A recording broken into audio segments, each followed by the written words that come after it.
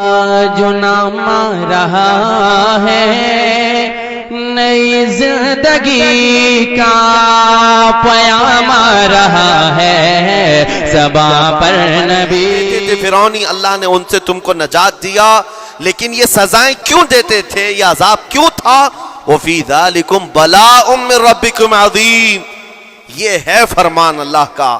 یہاں میں یہ ٹکڑا اگر بیان کر دوں تو آج آپ کے دلوں کے اندر ایک یقین پیدا ہو جائے گا. آج کے حالات کے مطابق فرعونیوں کا اس قدر سخت عذاب کیوں تھا؟ رب تعالیٰ فرماتا ہے اے مومنو، ان تمام معاملات میں اللہ کی طرف سے تمہارے لیے ایک بڑا امتحان تھا. یہ امتحان تھا اور وہ امتحان آج بھی ہے اور ہر زمانے میں رہے گا. ستیزہ کار رہا ہے ازل سے تا امروز، شرار ابو لہبی سے چراغ مصطفی. ہر زمانے میں حق و باطل کے معرکے ہوتے رہیں گے. لہٰذا آج کے دور میں یہ سب حالات جو پیدا ہوئے، مسلمانوں کو، مومنین کو ذرا برابر بھی نروس ہونے کی ضرورت نہیں. تم جس دین سے وابستہ ہو، اس دین کی حفاظت کا ذمہ اللہ نے اپنے ذمہ لیا ہے. یریدون لیطفئوا نور اللہ بافواہہم. قرآن میں اللہ فرماتا ہے کفار و مشرکین اپنے منہ کے پھونکوں سے اللہ کے اس چراغ کو بجھانا چاہتے ہیں، اللہ اپنے اس چراغ کو مکمل کر کے رہے گا. یہ اسلام نور الہی ہے، اللہ کا نور ہے اور اس کو صبح قیامت تک رہنا ہے. اور ہم جیسے اور بھی آئیں گے اس زمین پر اور آئیں گے جاتے رہیں گے. یہ آبادیاں ہیں، بدلتی رہیں گی، خدائی قانون ہے، لیکن اسلام نہ کل بدلا تھا، نہ آج، نہ قیامت تک بدلے گا. ہم سب کا امتحان ہے میرے عزیزو، ہم سب کا امتحان ہے. لیکن ان حالات میں مومنین کو کرنا کیا چاہیے؟ انہیں اپنے ایمان کو مضبوط کرنا چاہیے. کبھی کسی کے اڑتے ہوئے چھیٹڑے اور ٹکڑے دیکھ کر تمہیں مایوس ہونے کی ضرورت نہیں. اب ہمارا مستقبل کیا ہوگا؟ میرے عزیزو، آج جو حالات ہیں یہ حالات کربلا سے زیادہ سخت تو نہیں ہیں. آج فلسطینیوں کو ہم نے دیکھا 6 ماہ کے، سال بھر کے بچوں کو سینے سے لگا کر کفن لپیٹ رہے ہیں. ان ماؤں کی کیا کیفیت ہوتی ہوگی؟ کبھی کبھار چھوٹی سی کلپ میں دیکھ کر کے آنکھوں سے آنسو بہ پڑتے ہیں. انہوں نے اپنے ہاتھوں سے نہ جانے کتنے بچوں کو ایک دن میں دفن کر دیا. 80 میتوں کو ایک قبر میں ڈال دیا کرتے ہیں. ان فلسطینیوں کو لاکھوں سلام، ان کے جذبات کو اور ان کی استقامت کو. ہم تو دعا یہی کرتے ہیں ان فلسطینی مسلمانوں کے برابر پوری دنیا کے مسلمان نہیں ہو سکتے. ہم تو ایک ناشتے پر صبر نہیں کر پاتے، وہ اپنے 10 بچوں اور خاندان والوں کے کٹے ہوئے چھیٹڑوں پر بھی کہتے ہیں اللہ ہمارے ساتھ ہے. ساری مصیبتیں دیکھ کر کے بھی وہ کہتے ہیں اللہ ہمارے ساتھ ہے. ان کے گھر اڑا دیے گئے، تباہ کر دیے گئے، راکھ میں بدل دیے گئے. اور نیوز اینکر یہ دجالی میڈیا وہاں جا کر کے ان کے زخموں کو کھرید کر کے پوچھتا ہے تمہارا مال کیسے آئے گا، تمہارا گھر کیسے چلا گیا. لیکن ان حالات میں بھی وہ مسکرا کر کہتے ہیں اللہ نے دیا تھا، پھر اللہ ہے اور اللہ دے گا. ان کے ایمان کے برابر ہم نہیں ہو سکتے. لیکن میرے عزیزو، پوری دنیا کے مسلمانوں میں اس مسئلے نے آج ایک اتحاد کی فضا قائم کی ہے. اگر ہمارے درمیان آج بھی اتحاد نہیں ہو سکتا تو پھر میرے عزیزو، شاعر نے سچ کہا تھا جگہ جگہ کے تھک چکے ہیں تمہیں یہ ہنگامے، نشاط لذت خواب گراں بدل ڈالو. غلط روی سے منازل کا بعد بڑھتا ہے، مسافر و روش کارواں بدل ڈالو. آج کے حالات تمہیں اگر نہیں بدلنے پر مجبور کیے تو پھر بتاؤ کون سے حالات تمہیں بدلیں گے، کب تم بدلو گے؟ لیکن ان حالات پر آج بعض لوگوں نے یہ کہنا شروع کیا. میں نے چند دنوں پہلے ایک آیت پڑھی تھی، ایک بیان میں کہا تھا اللہ قرآن میں فرماتا ہے هو الذی ارسل رسولہ بالہدی ودین الحق لیظہرہ علی الدین کلہ. وہ اللہ ہے جس نے حق دین کے ساتھ اپنے رسول کو بھیجا ہے اور ہدایت کے ساتھ اپنے رسول کو بھیجا ہے. کیوں بھیجا ہے؟ لیظہرہ علی الدین کلہ، تاکہ وہ رسول پوری دنیا پر یہ دین غالب کرے. یہ دین غالب آئے گا. تو بعض مجھ سے کہنے لگے مولانا سٹیج پر بیٹھ کر چلاتے ہو کہیں کرسیوں پر بیٹھ کر کہتے ہو کہ تمہارا دین غالب آئے گا. تمہارا دین تو آج ٹکڑے ٹکڑے کیا جا رہا ہے, کوئی کچھ نہیں کر پاتا. ان ظالموں کو میں یہ کہتا ہوں, ان کو یہ میں کہتا ہوں, ان تمام حالات سے تم ہرگز یہ مت سمجھنا کہ دین غالب آئے گا. چاند پر بھی گہن لگتا ہے, لیکن جب گہن چھٹتا ہے تو چاند پورے آب و تاب کے ساتھ چمکتا ہے. آج اگر امت مصطفیٰ پر گہن لگا ہے تو میں اپنے ان تمام نوجوانوں سے جو ابھی ان فوان شباب میں داخل ہوئے ہیں, ابھی یہ دنیا کو دیکھنے کے قابل بنے ہیں, میں ان سے کہتا ہوں, ان آندھیوں سے, ان طوفانوں سے گھبرا کر کے نہ تمہیں دین بدلنے کی ضرورت ہے, نہ تمہیں اپنا مسلک و مذہب بدلنے کی ضرورت ہے, بلکہ میں یہ کہتا ہوں, نہ گھبراؤ مسلمانوں, ابھی خدا کی شان باقی ہے, ابھی اسلام زندہ ہے, قرآن باقی ہے. یہ ظالم کافر کیا سمجھتے ہیں جو روز ہم سے الجھتے ہیں؟ ابھی کربلا کا آخری میدان باقی ہے, ابھی تو کربلا کا آخری میدان باقی ہے. عزیزان گرامی وقار, میرے نبی کریم صلی اللہ تعالی علیہ وسلم نے جو فرمایا وہ ہو کر رہے گا, وہ ہو کر رہے گا. میرے آقا صلی اللہ تعالی علیہ وسلم کا فرمان عالی شان میں سناتا ہوں. حضور فرماتے ہیں, لا تزال عصابۃ من امتی یقاتلون علی ابواب دمشق وما حولها وعلى ابواب بیت المقدس لا يضرهم خذلان من خذلهم ظاہرین علی الحق الى ان تقوم الساعة او کما قال رسول اللہ صلی اللہ علیہ وسلم. میرے آقا فرماتے ہیں, قیامت تک میری امت میں سے ایک جماعت ایسی ہوگی جو بیت المقدس کے ارد گرد حق کے لیے لڑ رہی ہوگی. حضور نے فرمایا قیامت تک لڑتی رہے گی, لیکن ساتھ میں ان کے لیے میرے آقا نے فرمایا پوری دنیا کے برا چاہنے سے ان کا کچھ نہیں بگڑے گا. اس کا مطلب کیا ہے؟ اگر آپ ہم سے پوچھتے ہیں کچھ نہیں بگڑے گا, حضور نے فرمایا کچھ نہیں بگڑے گا, لیکن ہم تو دیکھ رہے ہیں ان کے گھر تباہ ہو گئے, بچے مر گئے, چھوٹے بچوں کے سروں سے باپ کا سایہ نکل گیا, کسی کے سامنے اس کی ماں کی تڑپتی ہوئی لاش ہے, اور حدیث میں کہا جا رہا ہے ان کا کچھ نہیں بگڑے گا. سب تو بگڑ گیا, مال بھی گیا, دکان بھی گئی, تجارت بھی گیا, گھر بھی گئے, اولاد بھی, رشتہ دار بھی, اور حدیث میں کہا جا رہا ہے کچھ نہیں بگڑے گا. میرے عزیزو یاد رکھو, میرے آقا کا فرمان حق ہے, کچھ نہیں بگڑے گا کا مطلب کیا ہے؟ یہ تمام اسباب جانے کا مطلب یہ نہیں کہ بگڑ گیا, بگڑا تو اس کا ہے جس کا ایمان بگڑ گیا, ایمان جس کا گیا اس کا سب بگڑ گیا. اور ہم نے ان بچوں کو دیکھا ہے آج, ارے رات کو سوتے ہیں تو انہیں پتہ نہیں ہوتا صبح ہوگی بھی کہ نہیں ہوگی, لیکن اس کے باوجود ایک دل دہلا دینے والی بات میں بتاتا ہوں.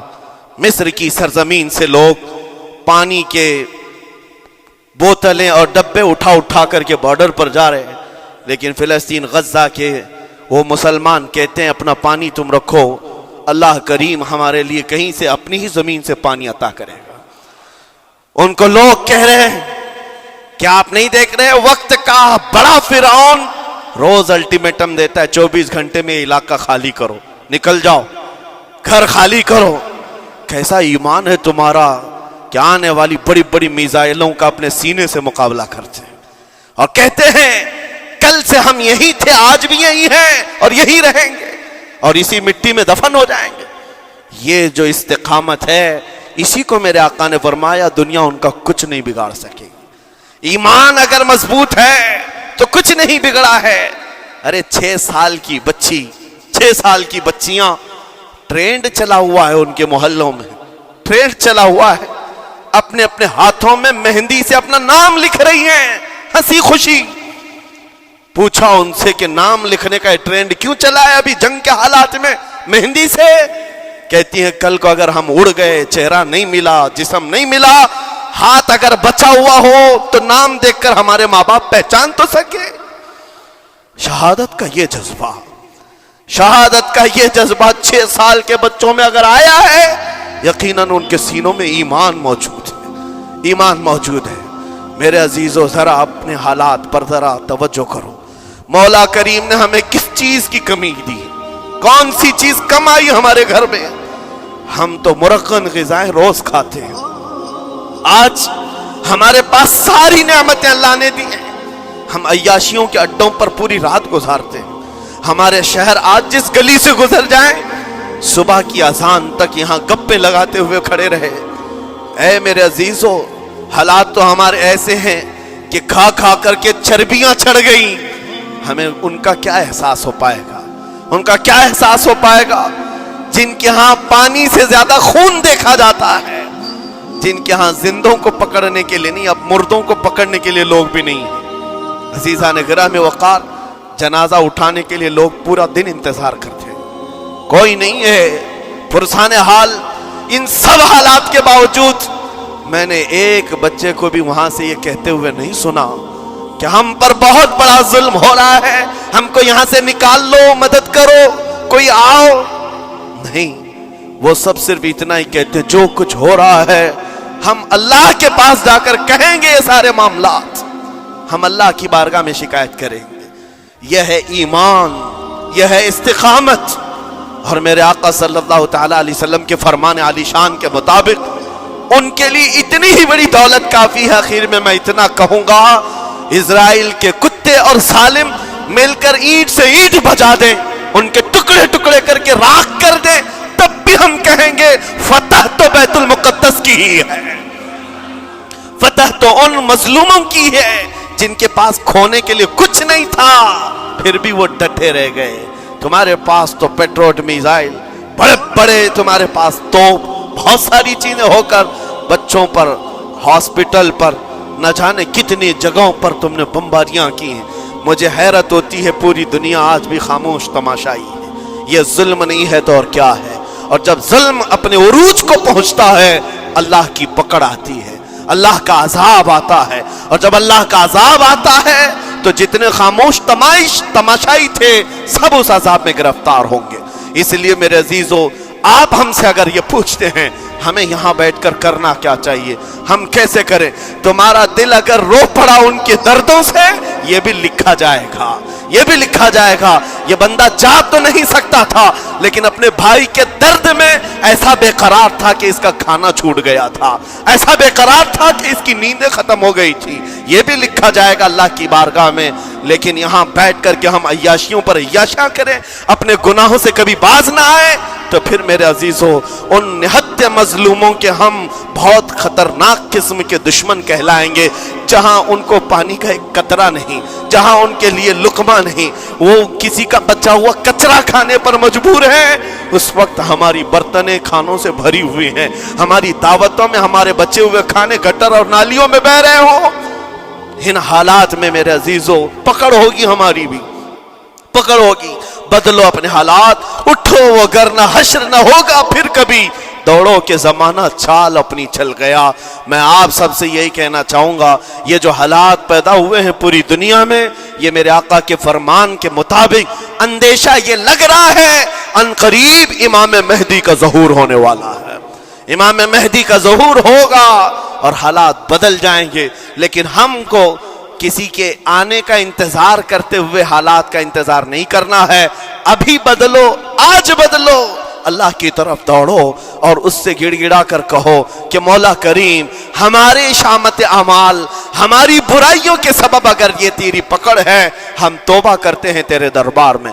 جانتے ہو میرے آقا نے فرمایا، اللہ کے غضب کو اگر کوئی چیز ٹھنڈی کرتی ہے تو ایک مومن صالح کی رقت انگیز دعائیں اور اس کے نکلنے والے آنسو اللہ کے غضب کو ٹھنڈا کرتے ہیں، اللہ کے غضب کو ٹھنڈا کرتے ہیں.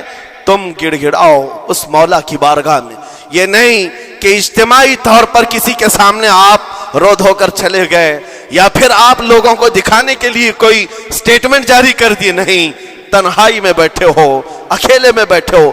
جیسے کہ کل ایک بہت اچھی چیز میں نے دیکھی تھی، ہمارے علماء نے اعلان کیا تھا پوری دنیا مل کر کے جمعرات کا روزہ رکھے، اس لیے کہ روزہ اللہ کو پسند ہے. اور افطار سے پہلے اگر کوئی دعا کرے، اول دعا ہماری ان مظلوموں کے حق میں ہو، ان ظالموں کے خلاف ہو، مظلوموں کی مدد کے لیے ہو. یقیناً اللہ کی مدد آئے گی اور آئے گی، کیونکہ قرآن بار بار کہتا ہے الا ان نصر اللہ قریب، آگاہ ہو جاؤ، بے شک اللہ کی مدد بہت قریب ہے، اللہ کی مدد بہت قریب ہے. عزیزان گرامی وقار، میں انہی تمام باتوں سے اپنی گفتگو کو آج سمیٹتا ہوں۔ آج کے ان حالات میں آپ کی ذمہ داری ہے اپنے ایمان پر مضبوطی سے جمے رہو، استقامت۔ بعض لوگوں کو آج یہ لگتا ہوگا کہ وہاں حالات بگڑے ہیں تو یہ مسلمان کیا کریں گے، کیا کریں گے، ہم کیا کرنے والے، ویسے ہی ہم ختم کیے جا چکے ہیں، ٹکڑے کیے جا چکے ہیں، ہم کچھ کرنے، بس تم اپنی زندگیاں بدلو، نشہ سے باز آ جاؤ، اور جتنے خرافات ہمارے محلوں میں آئے اس سے نکالو۔ اللہ کا عذاب آتا ہے، اللہ کی رحمتیں روٹ جاتی ہیں۔ ایک بار ہم بدل لیے تو مولا کریم اپنی رحمتوں کے سائبان فرما دے گا ہم پر، اور بس ہماری تمنا یہی ہے۔ اللہ کریم کی بارگاہ میں دعا ہے، قدیر و جبار خدا کہنے سننے سے زیادہ ہمیں عمل کی توفیق عطا فرما۔ اے رب کریم احسن الخالقین، ہم سب اپنے گناہوں سے سچی توبہ کرتے ہیں مولا، ہمارے گناہوں کی وجہ سے اگر تیری سخت پکڑ ہے تو مولا تو اپنے غضب کو ٹھنڈا فرما دے، تو اپنے غضب کو ٹھنڈا فرما دے مولا، تو اپنے غضب کو ٹھنڈا فرما دے۔ اے کریم خدا، تیرے حبیب کی امت تڑپ رہی ہے، اور ہر جگہ مولا ظلم و ستم کا نشانہ ان غریب مظلوموں کو بنایا جا رہا ہے جن کے پاس ایک وقت کا کھانا بھی باقی نہیں رہا۔ مولا تو اگر مدد نہیں کرے گا تو کون مدد نازل فرمائے گا؟ اے رحمان، ہمارا عقیدہ ہے تو ہی وہ خدا ہے جو ابابیلوں کو بھیج کر ابرہا کو ہلاک کیا، تو ہی وہ خدا ہے جو بدر میں اپنے نبی کے لیے 5000 فرشتوں کو اتارا۔ اے مولا، تو ہی وہ خدا ہے جو یونس علیہ السلام کو مچھلی کے پیٹ سے زندہ سلامت نکالا، تو ہی وہ خدا ہے جو ابراہیم علیہ السلام کو بھڑکتی ہوئی آگ سے زندہ محفوظ فرمایا۔ اے قدیر و جبار خدا، کل بھی تو حی و قیوم تھا، آج بھی ہے اور ہمیشہ رہے گا۔ ہمارے اس عقیدے کی لاج رکھ لے، اور غیب سے مولا تو اپنی مدد نازل فرما، اپنی مدد نازل فرما، امت مصطفیٰ کے لیے خیر فرما، ہم سب کو امن و امان عطا فرما۔ اے رب کریم، ان ظالموں کو کیفر کردار تک پہنچا دے، مظلوموں کو مولا امن کی سانس عطا فرما۔ ہماری خوشیاں اگر لکھی ہوئی ہے اے رب قدیر، ہماری خوشیوں میں سے ان کو یہ تقسیم فرما دے۔ اے اللہ، ہماری حصے کی خوشیاں انہیں تقسیم فرما دے۔ اے رب کریم، ہمارے امن و سکون کو ان کے درمیان تقسیم فرما دے۔ اے اللہ، ان بلکتی ہوئی ماؤں کی آوازیں ہماری نیندیں اڑا چکی ہیں مولا، ان بچوں کے زخمی چہرے مولا بار بار ہماری آنکھوں کو ترساتے ہیں مولا۔ کب تک یہ تیری آزمائش ہوگی، کب تک یہ امتحان ہوگا؟ اے قدیر و جبار خدا، تجھے تیرے حبیب کی نالین کا واسطہ ان سب کو ظلم و ستم سے آزاد فرما دے۔ اے اللہ، ظلم و ستم سے آزاد فرما، امن و امان عطا فرما، خیر و سلامتی عطا فرما، ہمارے اس ملک عزیز ہندوستان کو امن و امان کا گہوارہ بنا دے۔ اے اللہ، ہم سب کو محبت و آشتی کا پیغام اور الفت و محبت کے ساتھ جینے کی توفیق عطا فرما مولا، ہماری دعاؤں کو حضور کے صدقے قبول فرما۔